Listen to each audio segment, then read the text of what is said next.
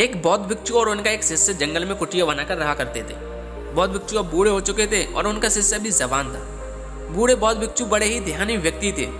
अगर वो ध्यान करने बैठते तो वो 2-2 दिन ध्यान ही करते रहते। उन बूढ़े बौद्ध भिक्षु के पास एक बहुत ही अनोखी शक्ति थी कि वो ध्यान की अवस्था में भविष्य को भी देख सकते थे। एक दिन जब वो ध्यान कर रहे थे तो उन्होंने देखा कि आज से 8वें दिन उनके उस युवा शिष्य की मृत्यु हो जाएगी। उन्होंने अपने शिष्य को अपने पास बुलाकर कहा कि मैं तुम्हें अगले 7 दिनों की छुट्टी देता हूँ, तुम इन 7 दिनों के लिए अपने घर रहकर आ सकते हो। शिष्य ने खुशी से कहा कि क्या ये सच है गुरुवर? गुरु ने कहा हाँ, मेरा पिछले कई दिनों से घर वालों से मिलने का मन भी कर रहा था। शिष्य ने मुस्कुराते हुए कहा।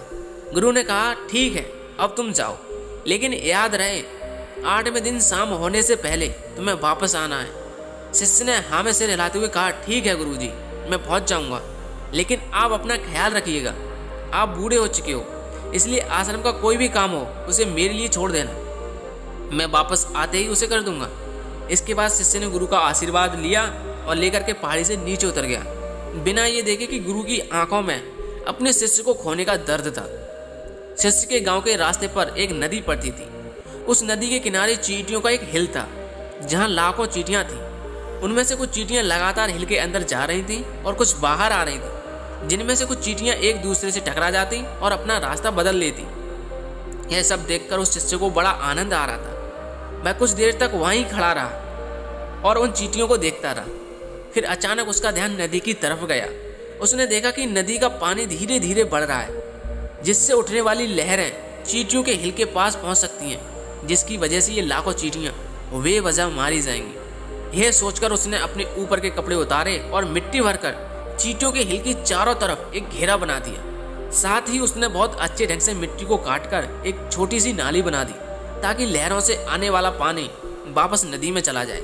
इसके बाद वो नदी पार कर अपने घर चला गया। उसके 8 दिन कब बीत गए उसे पता ही नहीं चला। 8वें दिन उसे याद आया कि आज शाम तक आश्रम में लौटने का आदेश दिया था गुरुजी ने। उसने उस रात ही आश्रम के लिए निकलने हेतु सारी तैयारी कर ली थी। सुबह होते ही वो आश्रम के लिए निकल पड़ा। उसे यह उम्मीद थी कि वह शाम होने से पहले आश्रम पहुंच जाएगा। शाम हो चुकी थी। यहाँ गुरु आश्रम में बैठे बैठे सोच रहे थे कि आज तो 9वां दिन है।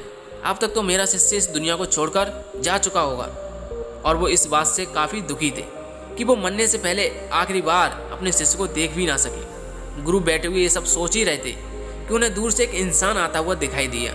उन्होंने ध्यान से देखा तो वो चौंक गए। अरे ये तो मेरा शिष्य है।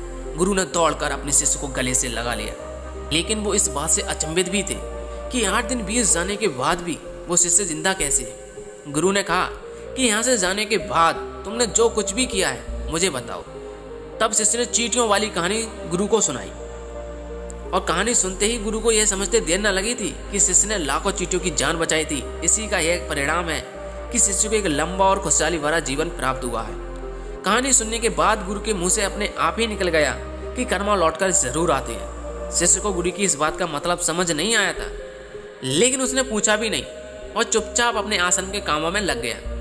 अगर हम अपनी जिंदगी में देखें तो खुशी से जीने का एक आसान तरीका है कि हमें अच्छे कर्म करते रहने चाहिए। कहानी की तरह यह जरूरी नहीं है कि अच्छे कर्म हमारी उम्र को लंबा करेंगे, लेकिन इस बात की गारंटी है कि अच्छे कर्म आने वाले दुखों को कम अवश्य कर देंगे। कर्मों का एक बहुत साधारण सा सिद्धांत है कि हम जो कुछ भी करते हैं वो हमारे पास लौटकर वापस ही आता है। चाहे वो अच्छे कर्म हो या फिर बुरे कर्म, वो दुगना होकर हमारे पास आते हैं। अच्छे कर्म करने के लिए ज़रूरी नहीं है कि हमारे पास पैसा ही होना चाहिए, और ना ही किसी की जान बचाना अच्छा कर्म कहलाता है। किसी असहाय की मदद करना भी अच्छा कर्म है। किसी डिमोटिवेट इंसान को मोटिवेट करना भी अच्छा कर्म है। किसी दुख भरे इंसान को सांत्वना देना भी अच्छा कर्म है। अगर हम किसी भी तरीके से किसी के भी दुख को कम कर पाएँ तो वह एक अच्छा कर्म है।